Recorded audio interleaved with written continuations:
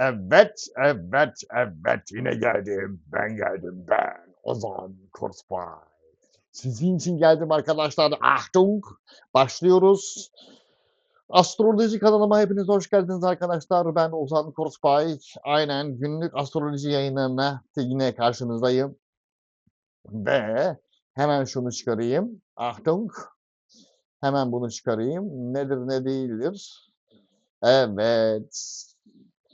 6 Mart 2026 Venüs gezegeni şurada mouse'la gösterdiğim gibi Koç burcuna giriş yaptı. Venüs gezegeni Koç burcuna giriş yaptı. Venüs artı bir gezegen matematiksel olarak, Koç burcu da artı bir gezegen matematiksel olarak. 2 artı çok güzel, pozitif bir 3 hafta bizi beklemekte Venüsyen konular açısından. Venüs biliyorsunuz parayı temsil eder, flörtleri temsil eder, keyfi ve konfor alanını temsil eder. İkili ilişkileri temsil eder, diyalog kurma şeklimizi temsil eder. Venüs barışı ve sevgiyi temsil eder. Hatta ve hatta adaleti temsil eder.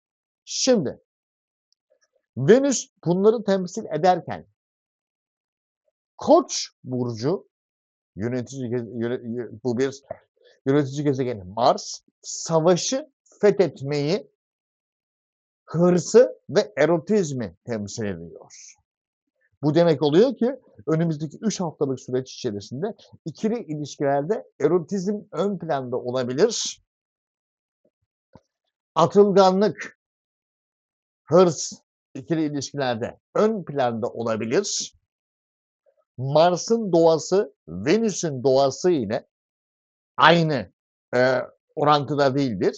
Biri barışı temsil ederken öteki fethetmeyi temsil ettiği için orada bir çatışma çıkacaktır. Bu ikili ilişkilerde çatışma çıkarır. Ancak ticari hayatta, finansal alanda istediğine daha çabuk bir şekilde ulaşmanı sağlar. Venüs aynı zamanda aklı, üst aklı temsil ettiği için, bilgiyi ve araştırmayı temsil ettiği için Koç Zodyak'ta 1 numaralı evi temsil ediyor. Yaşam alanım. Yaşam alanımda Koç burcunun enerjisiyle Venüs birleşince kendi yaşam alanını fark etme, yaşam alanını daha konforlu hale getirme, yaşam alanı daha üst bilince taşıma ve gerekirse muhafaza etme manasına geliyor. Benim yaşam alanımda ben ilişkilerin ve konforun bu şekilde olmasını istiyorum ve gerekirse konfor alanımı fark ediyorum şu anda ve yükseltmek istiyorum diyecektir. Mars balık burcunda. Gardı düşürür ve geçmişe odaklandırır. Çünkü 12 numaralı ev Venüs balık. Merkür retroda geçmiş hesapları kapatmakla meşgul. Güneş balıkta geçmişe odaklı. Enerji oradan alıyor. Çünkü yapamadıklarını, kaçırdıklarını, elinden alınanları tekrardan hayata geçirmeye çalışıyor. Geçmiş ve şu anda Güneş şu anı temsil eder. Balıksa 12 numaralı ev olduğu için geçmişi. Geçmişte şu anı yaratmaya çalışıyoruz yani. Mücadele şekli 12 numaralı ev, Mars 12 numaralı evde olduğu için baskılı olacak, baskı altında olacak, gardı düşmüş olacak. Bir şey yapmaya çalışacaksın. Venüs Mars'ta buna müsaade etmeyecek. Merkür zaten oraya kurduracak. Venüs Koç burcuna geçtiği andan itibaren yani düne kadar Venüs de oradaydı. Ama bugünden itibaren Venüs Koç burcunda şahlandırmaya çalışacak. Eğer ki ilişkilerde sana zarar veren, senin yaşam alanına zarar veren bir kişi için odaklanıyorsan ve atılganlık yapacaksan, senin dışında başkaları da o kişiyi hedef aldıysa ya da olayı Aşırı hırs ve rekabete girmeye başlarsın. Bu da sana zarar verir. Çünkü fark etmezsin. Bu yüzden astrolojide Venüs Koç burcunda zarardadır. Kendini tutabiliyorsan değildir. Kendi level'ını yükseltebilirsin. Kendini biliyorsan. Ama kendini bilmeyip, şalteri indirip, bütün hırsınla gözünü karartmış bir şekilde yardıracaksan o zaman zarardadır. O hırsı, Mars'ın o hırsını mukayyet altına alman gerekiyor. Yani onu kendini kontrol altına alman gerekiyor. Kendini fark etmen gerekiyor. Zaten Uranüs Boğa'da değerlerin konusunda krizler yaratıyor. Plüton Kova burcunda seni üst bilince yönlendirmek için kendinle ilgili, iç dünyanla ilgili pek çok şeyi yüzleşmeyi sağlamaya çalışıyor. Bu yüzden seni orada öldürüp diriltecek. Bunu en marjinal şekilde yapacak. Sen anlamıyorsan dışarıdan birilerini getirecek. Sen anlamıyorsun madem. Ben de o zaman senin hayatında kriz yaratacak birilerini getiririm. Sen anlayana kadar. Aynen. Ve bu akşam itibariyle Ay Plüton'un yönettiği Akrep burcunda. Ve Akrep Plüton'daki Kova'yla terstir. Çünkü Kova Akrep'e tamamen ters bir burçtur. Ve bu akşam saat 22 itibariyle kara açı yaratacak. Duygusal kara açı yaşayacağız. Ve bu finansal kararlarımızda paniğe sebebiyet verecek. Sen bu kendini tutmazsan, Venüs Koç'ta hayır ben bunu mutlaka istiyorum dersen zararın geldiği noktadır. Her iki şekilde de mantık olarak bu akşam Ay eksiye girecek matematiksel olarak. Venüs artıya girecek ama orada kendine mukayyet olmazsan o artıyı kendi adına bile bile eksiye dönüştürebilirsin. Bu durumda 2 eksi olur. Bir tarafta gene kendini toparlayabilirsen. Zaten yapamazsan dönüşüme doğru gitmeye başlayacaksın. O dönüşümle beraber transformasyon geçireceksin. Veriler şu anda gökyüzünde böyle görünüyor arkadaşlar. Bayanlar ve baylar. Şimdi bakalım buna tarot ne diyecek? Güneş burcu ve yükselen burcu Koç olan arkadaşlar. Güneş burcu ve yükselen burcu Koç olan arkadaşlar. 1 numaralı kart, 2 numaralı kart ve 3 numaralı kart. Diyor ki sizin için en başta aşmanız gereken şey kendi bilinçaltı korkularınız. Çünkü Plüton bunu zorla söküp almaya çalışacak. Kova burcunda seni üst bilince taşımaya çalışacak. Ay Akrep'te zaten bunu tetikleyecek sende. O korkuları. Çünkü doğasında eksi bir burçtur. Ay Akrep aşırı hırs yaratır. Venüs Koç da hırs yaratır. Bu 2 gün kendine dikkat etmen gerekiyor Sayın Koç. Bu korkularınla yüzleşmen gerekiyor ki önümüzdeki 2 gün tarot diyor ki sana Akrep'te yükselen Koç, alçalan terazi, 8 numaralı ev, Ay orada. Akrep burcu, Ay orada şu anda. O evin sahibi de zaten Akrep. Senin bu 2 günlük süreç içerisinde bir şeylere başlaman gerekiyor ama bunun için de bu korkuları yenmen gerekiyor Sayın Koç burcu. O korkuları yendiğin takdirde yapacağın hamleyle yüksek olasılık yer değişikliklerine doğru gidebilirsin hayatında. Burası artık beni kesmiyor. Burası artık benim level'ım burayı aştı. Ben başka yere doğru gitmek istiyorum diyeceksin Sayın Koç. Ama bunu büyük bir hırsla ve öfkeyle yapmamanı icap ediyor Sayın Koç. Bu esnada tabii ki bir takım hayatına dönüşler gerçekleşebilir. O dönüşlere sen değnek asıyla nasıl bir tepki vereceğin önemli. O tepkiyi korkularına odaklı verirsen Zeminallahu lümen hamide. Nasıl bilirdiniz? İyi bilirdik. Oraya doğru gitmeye başladık Sayın Koç. Çünkü 8 numaralı evin aktif. Başkalarının kaynakları, duygusal derin dönüşümler, kestirmeden para kazanma, kestirmeden derken borsa, ondan sonra döviz, uluslararası olaylar 8 numaralı ev. O kaynaklardan kendine kaynak yaratıp değnek asını kullanman gerekiyor senin Sayın Koç. Bu mudur? Budur. Arkadaşlar bu arada bol bol beğenmeyi ve yorum yapmayı unutmayın. Ayrıca profesyonel yıldız haritası analizi istiyorsanız bu gördüğünüz haritayı açıklamalar bölümünde mail adresinde bana ulaşabilirsiniz. Gelelim sayın boğalara. Ciddi işler, ciddi ilişkiler eve hakim. Akrep burcu. 1 numaralı kart, 2 numaralı kart ve 3 numaralı kart. Ne diyormuş sayın akrepler için? Sayın boğalar için?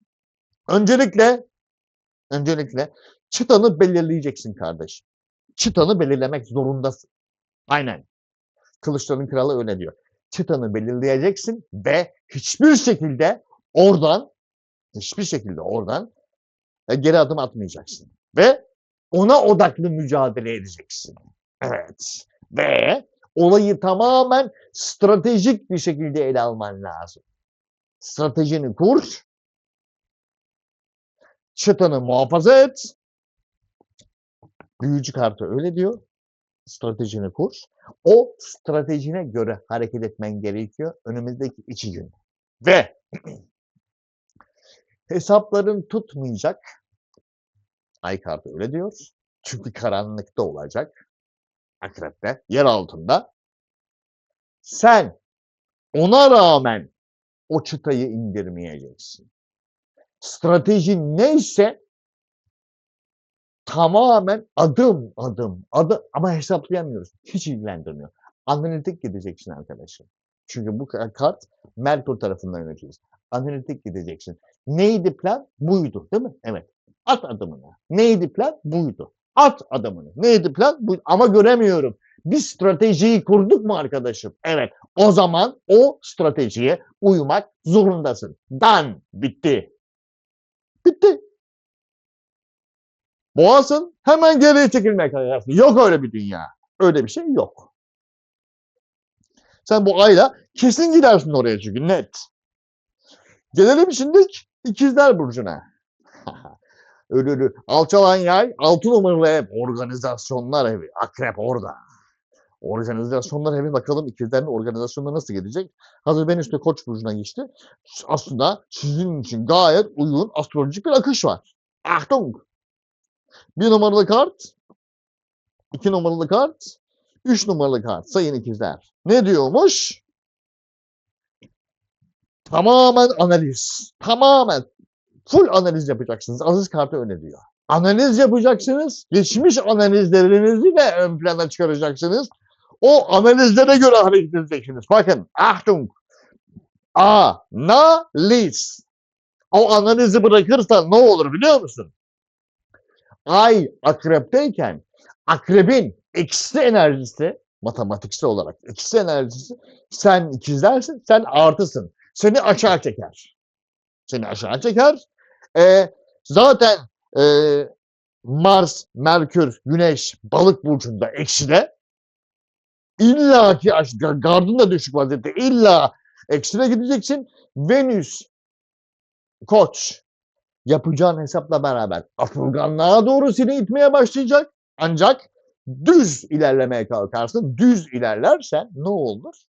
Kendini hapsedersin aşırı fazla düz, sabit odaklanmaktan. O yüzden geçmiş analizlerini unutmayacaksın. Geçmiş analizlerini unutmayacaksın. Çünkü unuttuğun vakit yapacağın şeyi parçalarsın. Aşırı düzlükle parçalarsın. Sıkarsın, paramparça edersin. Ya da tam zıttına gidersin. Bu sefer hiç umursamazsın. O da zarardır. Neden? Şundan dolayı. İki kutup arasına gidip gelmeye kalkarsın. İkisi de düzgün değildir. Analizini alacaksın önüne. Otomatik olarak objektif bir şekilde bakmaya başlayacaksın. Objektif bir şekilde bakmaya başladığın an finansal olarak, "Ha, benim bu yatırımı buraya yapmam gerekiyormuş." diyeceksin. Aksi takdirde o yatırımı yapmazsın. Sadece para, para, para diye düşünmeye başlarsın. O da olmaz. Vermeden alamazsın. Yatırım yapmadan kâr elde edemezsin. Mümkün değil. Ve organizasyonun arrivederci olur ondan sonra. Aynen. Gelelim şimdilik yengeç burçlarına. Sayın yengeçler. Alçalan oğlak 5 numaralı ev. Sıkıntı yok. Aynen 5 numaralı ev. Flörtler, yaratıcılık evi, hediyeler evi, evcil hayvanlar evi ve yaratıcılığında bir şeyleri üretme evi. Tam zamanı Venüs de Koç burcuna geçti. Tam yaşam alanına ilgili bir takım şeyleri muhafaza edip ve üretme. Üretme. Ama suyunu çıkarmadan üretme. Yengeç burcu 1 numaralı kart, 2 numaralı kart ve 3 numaralı kart. Diyor ki yengeçler için, aha, yaptığının üstüne ne yapıyorsan eğer, şimdi astrolojiyle tarot paralel giderler. Ne kadar üretirsen o kadar güçlenirsin demek istiyor güç kartı. Ne kadar üretirsen o kadar güçlenirsin ve ona göre bütün gardını alırsın. Ben daha fazla güçlenmek istiyorum. Sınırını da belirleyeceksin. Aynen. Sınırlarını da belirleyeceksin ve hiçbir şekilde konsantrasyonunu oradan dışarıya çıkarmayacaksın. Çünkü bu 2 gün çok önemli. 5 numaralı ev, yaratıcılık evi. Achtung. Oradan yardırıp ilerlemen gerekiyor. Niye? Çünkü bir şeyleri hak etmen gerekiyormuş. Tılsımların aslı öyle dedi. Bunun için emek sarf etmen gerekiyor.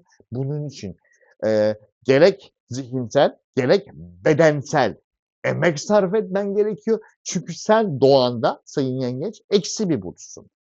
4 numaralı ev zodyakta. Eksisin. Ay akrep o da eksi. Kavuşum falan değil. 2 eksi. Güneş ekside.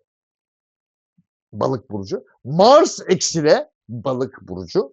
Venüs Koç burcunda artı senin o sınırlarını belirleyip kör kütük bir şekilde bu kadar eksi Venüs artıdayken sonuç illaki eksidir.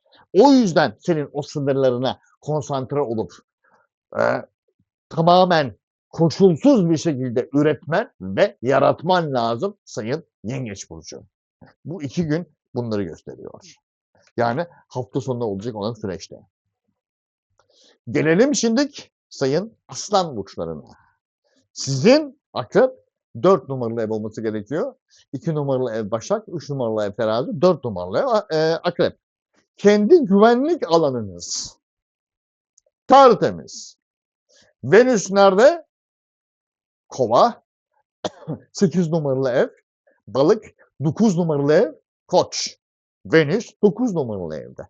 Bakalım yaşam alanınızda parayla ilgili özellikle bir eğitime başlayabilirsiniz önümüzdeki 3 hafta.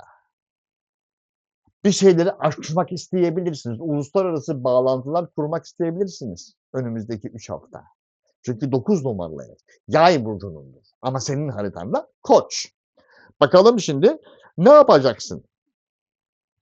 Aslan burcu 1 numaralı kart, 2 numaralı kart ve 3 numaralı kart. Ne diyormuş aslanlar için? Sen de ona göre hesap yapman gerekiyormuş kafanda. O hesabı iyi oturtman gerekiyormuş. O hesabı iyi oturtman gerekiyormuş ve o hesaptan çıkmaman gerekiyormuş. Çünkü aslansın, artı bir burçsun zodyakta, verisel olarak artısın, ancak akrep eksi. Her ne kadar karakteristik olarak akrebin Mars'ı Güneş'e benziyor olsa da eksi bir burç. Ve o eksi burç seni köşeye sıkıştırır eğer analizinden çıkarsan. O analizinde kalacaksın. Konsantre oldun mu abi? Şunla. Oldun. O zaman o analizden çıkma.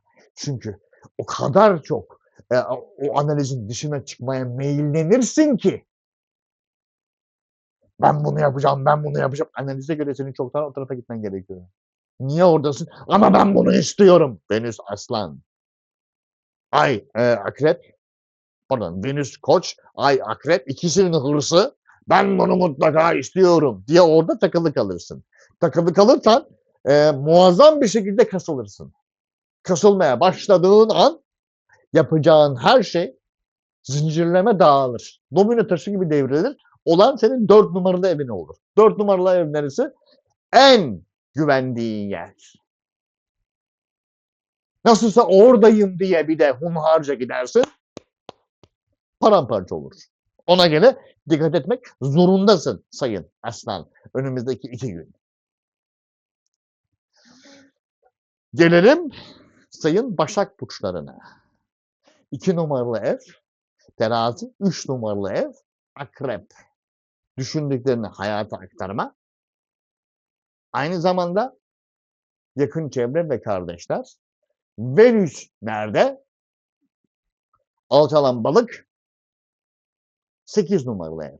Ortaklaşa işler ve kazançlar. Başkalarının kaynakları ve duygusal derin dönüşümler sayın Başaklar. Bakalım önümüzdeki 2 gün neler getirecek. 1 numaralı kart, 2 numaralı kart ve 3 numaralı kart. Ne diyormuş sayın Başaklar? Sizin artık bir şeylere başlamanız lazım sayın Başak. Harekete geçmeniz lazım. Aha da burada. Harekete geçmeniz lazım. O enerjiyi dışarıya atmanız lazım geçeceğiniz hareketle beraber ve artık bir şeylerin tamamen kapanması lazım. Senin harekete geçmenle beraber, çünkü harekete geçip de yapmaya başladığın an arkan kapanıyor demektir zaten. Kapandı mı diye bakmana gerek yok. Sen yaptın mı? Evet, oruçluk otomatik olarak inecek. Çünkü Plüton Kova'da. Orayı indirecek. Yapacak bir şey yok. Ve bunun için gerekli olan duygusal desteği alacaksın zaten. Final Destination, gölgelerin gücü adına. Ondan sonra harekete geçip de bunu yapmaya başladın mı?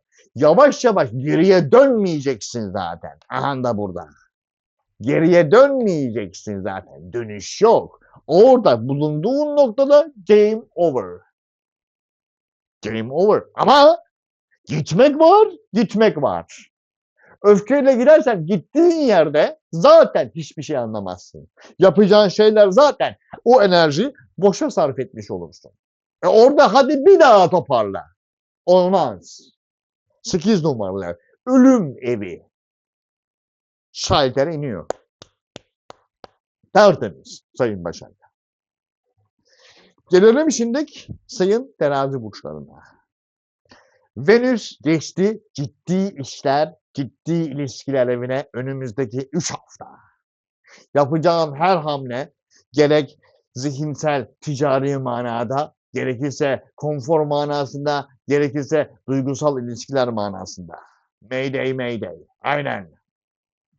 Ne diyor? Peki ay nerede? 2 numaralı değerler evinde. O zaman orada yırtar. Ona dikkat etmen lazım. Eksi bir burç çünkü. Seni dönüşüme doğru uğratmaya başlayacak olan bir burç çünkü. Dikkat et.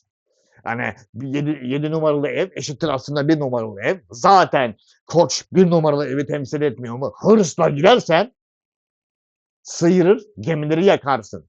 Mayday mayday. Achtung sayın terazi. 1 numaralı kart, 2 numaralı kart ve 3 numaralı kart. Ne diyormuş sayın terazilere? Biliyoruz da konuşuyoruz oğlum. Şeytan kart. Ah dikkat. Hiç kimsenin senin zaaflarına oynamasına, diyelim ki oynadılar. Karşılık vermeyeceksin önümüzdeki 2 gün. Karşılık verme. Çünkü sen Venüs insanısın, aşk insanısın, libido insanısın. Orada yapacak bir şey yok. Onlar da bunu biliyor zaten.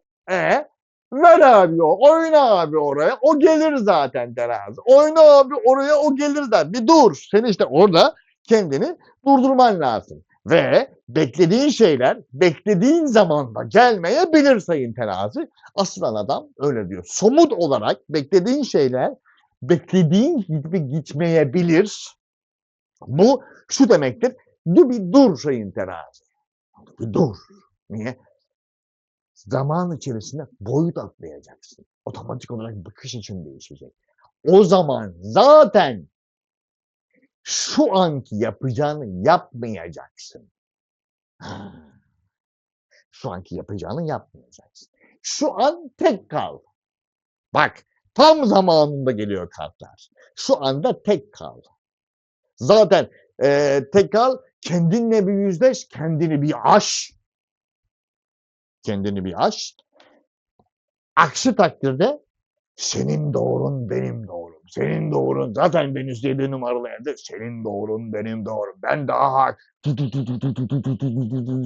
Ben daha haklıyım diye bu sefer işin içine girmeye başlarsın. Girmeye başlarsan baba, oğul, nomine patris, en filio, en spiritus sanctus diye seni gömerler ondan sonra oraya. Net gömerler.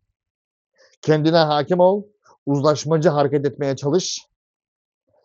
Dayatılan doğruları kabul etme. Çünkü sen 7 numaralı evsin Zodyak'ta ve 7 numaralı evin 1 numaralı kuralı nedir? Önce sen der karşındakine. Ama sen karşındaki de tamam bir de sen yani şimdi ben alacağımı aldım. Şimdi sıra sende demeyecek. Demeyecek. O da ben diyecek sürekli. Bu da senin canını acıtacak. Önümüzdeki 2,5 gün. Buna dikkat etmen gerekiyor sayın terazi. Bu mudur? Budur. Aynen. Gelelim akrep burçlarına. Ay bir numaralı evde. Akıllı olun sayın teraziler. Ay bir numaralı evde her türlü olasılığı denemen lazım. Venüs'te Koç'ta, o nerede? Alçalan Boğa, 6 numaralı evde. Yapacaklarında her türlü olasılığı deneme şansın var. Yap bakalım. Evet, 1 numaralı kart, 2 numaralı kart ve 3 numaralı kart sayın akrepler. Ne diyormuş? Hesapların tutmazsa ne yapacaksın? Hesapların tutmazsa her türlü olasılığı deneyeceksin oğlum. Ötesi mi var? Aynen. Ötesi mi var? Çünkü bu hafta sonu yenilenmek durumundasın. Hem de somut manada. Ama sindire sindire yavaş yavaş. Mantık çerçevesinde. Şu. Akrep. Aynen. Şu. Ve yavaş yavaş denge dönüşümüne doğru gitmeye başlayacak. Adalet kartı öyle diyor. O getirdiğin, yaptığın yenilikler senin yavaş yavaş hayatında dengelerin dönüşmeye başladığını gösterecek. Ve onunla beraber zaten senin iştahın kabarmaya başlayacak. İştahın kabarmaya başladı mı Venüs Koç burcunda zaten saldır akrep diyecek. Allah. Çünkü önümüzdeki haftanın başında ay boğaya gireceğiz. Hadi. Ya, tunk. Tabii. Boğaya doğru gitmeye başlayacağız. Yavaş yavaş. Venüs Koç'tan sonra Venüs 3 hafta. Aynen. Gelelim şimdilik uçan psikler. Sayının yay burçları. 12 numaralı ev. Zifiri karanlık. Zifiri geçmiş içinde boğulacak sayın yaylar. Venüs nerede? Koç burcunda. Alçalan ikizler yemez. 6 numaralı ev yengeç. 5 numaralı ev boğa. 4 numaralı ev koç. Her şey güvenlik alanınla ilgili sayın yengeç. Hem geçmiş hem yani geçmişteki o şeyi hesabı kapatmazsan güvenlik alanın güvenli olmayacak. O zaman ne yapacaksın? 3 hafta. Ya ona göre risk al. Ona göre risk al. Bu arada bol bol likelamayı ve bol bol yorum bırakmayı unutmayın arkadaşlar. Yay burcu 1, Yay burcu 2 ve Yay burcu 3. Ne diyormuş? Diyormuş ki yepyeni maceraya başlayacak zaten. Şalteri indirecek 12 numaralı evde. 4 numaralı ev start demek zaten. Aha da burada. Yepyeni maceralara doğru gitmeye başlıyorsun sayın ya. Yepyeni bir başlangıç. Ama ay akrepte olduğu sürece Sen geçmişi kapatamadığın sürece o yepyeni başlangıç seni zifiri karanlığa çekmeye başlayacak. Az önce demiştim zaten. Mayday, mayday. Aynen. O yüzden oradan çık. Oradan çık ve buraya gel. 1 numaralı eve doğru geçmeye başla. Kendi yaşam alanına. Orada tıkır tıkır verim var çünkü sayın Yay burcu. Mevzu 4 numaralı ev 3 hafta. Tıkır tıkır tıkır tıkır tıkır tıkır saat gibi işlemek zorundasın. Geçmişi takılı kaldığın her saniye, o şalteri kapatmadığın her saniye eksiye gireceksin. Zaten 4 gezegen ekside. Daha da eksiye gireceksin. Mayday, mayday. Mayday, mayday. Houston, we have a problem. Mayday, mayday. Mayday, mayday. Houston, we have a problem. Ya burada yapacak hiçbir şey yok ne? Allah Allah. Tabii. Gelelim şimdi Oğlak burçlarına. Oğlak, dön geriye 12 numaralı ev, Yay, 11 numaralı ev, Akrep. Yani Oğlaklar görücüye çıkıyor. 11 numaralı ev parsayı toparlamaya götürüyorlar. Şşş, akıllı olun. 2 numaralı ev Kova, 3 numaralı ev Balık, 4 numaralı ev Koç. 4 numaralı ev Koç. Yay, 2 numaralı ev, 2 numaralı ev Yayın, Oğlak, 3 numaralı ev Kova, 4 numaralı ev Balık, 5 numaralı ev Koç. Yaylarda Venüs 5 numaralı evi flörtler evine giriş yapmış. Hadi. O bir de Yay. Oro. Fokur fokur kaynayacak Yay. Fokur fokur kaynayacak. Bana batıyorsa demek ki bir şeyler. Yay böyle. Oğlak sıkıntı çıkmasın. O 4 numaralı evde oğlum. Boru mu? Achtung. Şimdi dışarıdan gelecek talep ama Oğlak tamam geliyorsun. Ben bunu alayım da bir sıkıntı çıkmasın. Onu göreceğiz şimdi. Sıkıntının çıkıp çıkmayacağını. Gölgelerin gücü adına. 1 numaralı kart, 2 numaralı kart ve 3 numaralı kart. Ne diyormuş sayın oğlaklar? Oğlum küllerinden doğuyorsun sen. Yani daha yeni başlamıyorsun. 1 numaralı kart. Küllerinden doğuyorsun zaten. Orada bir sıkıntı zaten doğal olarak var. Ama önümüzdeki 2 gün geleceklerle beraber 11 numaralı evden bu akşam itibaren sende heyecan da yaratacak. Sende heyecan da yaratacak böyle tıkır. Ya içim bir tuhaf. Ne oldu? Tabii Oğlağın kendisi eksi, ay da eksi de. O ikisi de birbirini anlıyor. Otomatik olarak heyecan sarmaya başlayacak Oğlağa. Heyecan sarmaya başlayacak ancak ne oldu? Yıkılan kule. 4 numaralı ev. Bir takım şeylerden fedakarlık yapman gerekiyor. Oğlak mükemmelliyetçiliğine gidersen düz mantıkla çok şey kaybedersin. Kaybedeceklerinden daha fazlasını kaybetmeye başlarsın sayın Oğlak. Niye? Çünkü kayıplarını risk analizi sayın Oğlak. Doğduğu günden beri yani doktor çıkarıyor. Anında çıkardığı sahneden beri risk analizi. Oğlak bu. Ama önümüzdeki hafta diyorum önümüzdeki 2 gün hem küllerinden doğuyorsun hem yepyeni bir dönüşüme geçiş yapıyorsun hem de ani bir şekilde diye. Çünkü bunun sahibi Mars'tır. Ani darbeyle gelir. Mayday mayday diye. Aynen. Gelelim şimdi Kova burçlarına. Sayın kovalar, sayın kovalar. Cız. 2 numaralı hayır. 10 numaralı ev mi? Tabii 12 numaralı ev Oğlak, 11 numaralı ev Yay, 10 numaralı ev Akrep. Ay 2 gün 10 numaralı evinde. Durum bildiğin gibi değil. Alçalan ne? Aslan. Alçalardan gitmeyelim. 2 numaralı ev Balık, 3 numaralı ev Koç. Yakın çevre ve kardeşler. Venüs orada. Yakın çevre ve kardeşler ve kısa yolculuklarda 3 hafta. Yakın çevre dediğin her şey ve düşündüklerini hayata aktaracağın nokta sayın Kova. Hem kariyer hem orası. 1 numaralı ev, 2 numaralı ev ve 3 numaralı ev. Ne diyormuş? alacağın haberler konfor alanını yükseltmeye doğru gitmeye başlayacak. Ve bunun için artık bir şeyleri iyice harekete geçireceksin. Duygusal paniğe dikkat Sayın Kova. Duygusal paniğe dikkat. Sakin bir şekilde atacağın her adım güçlenmeye doğru getirecek seni. Düşündüklerini aktarmaya devam et, yeter. Gölge etme, yeter. Gölge etme, yeter. Senin konfor alanını şey yapacak, yükseltecek. Ben senin yerinde olsam bütün hünerlerimi döktürürdüm. Neye istinaden? Kupaların kralına istinaden. Sanatsal yetenekler. Bütün yeteneklerini döktür. Çünkü aldığın her haber seni bir adım daha üst level'a çıkmanı sağlayacak. Önümüzdeki 2 günlük süreç zarfı içerisinde.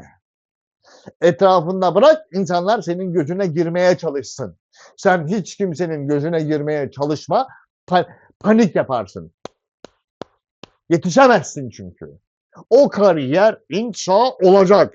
Bu mu? Budur Sayın Kova. Gelelim sayın balık burçlarına. Sayın balıklar nedir ne değildir? Alçalan Başak oradan yemez. 2 numaralı ev Koç. Tabii. Değerleri bile girdi senin Venüs. Değerleri bile girdi. 3 hafta orada kalacak. Onun kıymetini iyi bil.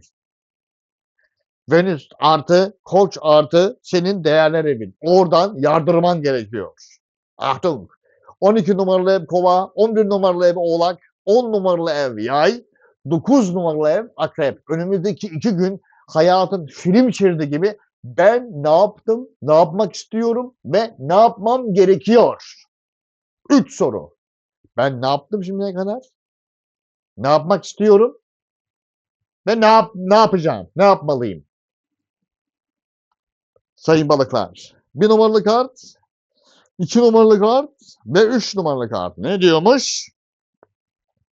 O yüzden Azize kartı çıkıyor zaten. Bunları bir düşün bakayım sayın balık.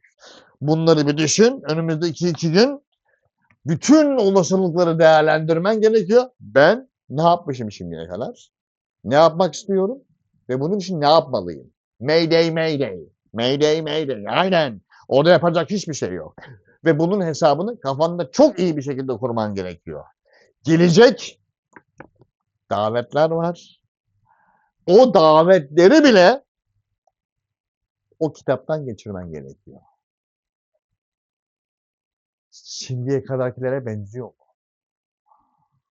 Peki benziyorsa ben bunun karşılığında ne tepki verdim? En önemli o kısım o. Kendinle yüzleşmek. Ben ne tepki verdim? Ama full objektif şekilde. Hem karşındakine hem kendine. Full objektif. Ona istinaden şekillenecek zaten her şey. O objektifliği yakalamazsan kısır döngüde yerinde sayarsın. Finansal olarak da, duygusal olarak da. Mayday, mayday. Achtung. Orada yapacak hiçbir şey yok. Arkadaşlar, benden şimdilik bu kadar. Ben Ozan Kurtbay. Daha sonraki videolarda görüşmek üzere. Arrivederci. Eyvallah.